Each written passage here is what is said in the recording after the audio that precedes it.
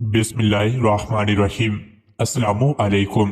रोजाना वाक़यात सुनने के लिए इस चैनल को सब्सक्राइब करें।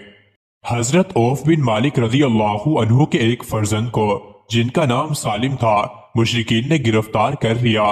तो औफ बिन मालिक रज़ी अल्लाहु अन्हु बारगाह रिसालत में हाजिर हुए और अपनी मुफलसी और फाका कशी की शिकायत करते हुए अर्ज किया कि मुशरिकों ने मेरे बेटे को गिरफ्तार कर लिया है, जिसके सदमे से उसकी माँ बेहद परेशान है।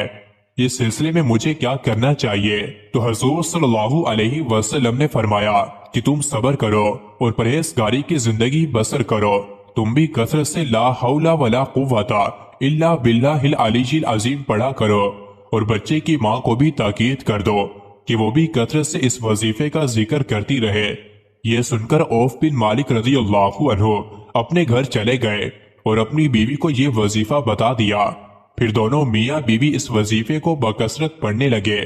इसी दरमियान में इस वजीफे का ये असर हुआ कि एक दिन मुशरिकीन हजरत सालिम रज़ी अल्लाहु अन्हु की तरफ से गाफिल हो गए।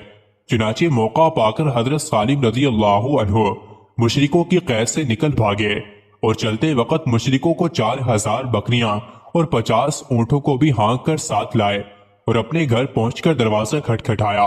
माँ बाप ने दरवाजा खोला तो हजरत सालिम रज़ी अल्लाहु अन्हु मौजूद थे।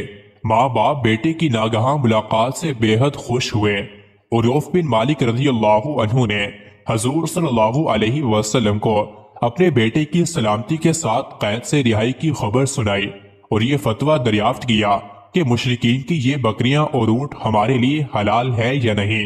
तो हुज़ूर सल्लल्लाहु अलैहि वसल्लम ने उनको इजाजत दे दी कि वो ऊँटों और बकरियों को जिस तरह चाहे इस्तेमाल करें। और उसके बाद ये आयत नाजिल हुई, और जो अल्लाह से डरे अल्लाह उसके लिए निजात की राह निकाल देगा और उसे वहां से रोजी देगा जहां से उसका गुमान न हो, और जो अल्लाह पर भरोसा करे तो वो उसे काफी है। बेशक अल्लाह अपना काम पूरा करने वाला है। बेशक अल्लाह ने हर चीज का एक अंदाजा रखा है। हजरत मुजद्दद अलफ सानी की मकबूलियत को देखकर कुछ दरबारियों ने बादशाह जहांगीर को उकसाया तो उसने आपको दरबार में बुलाया। चुनाची आप इस अंदाज में दरबार में आए कि ना तो बादशाह को सलाम किया और ना सद्दा ताजीमी किया।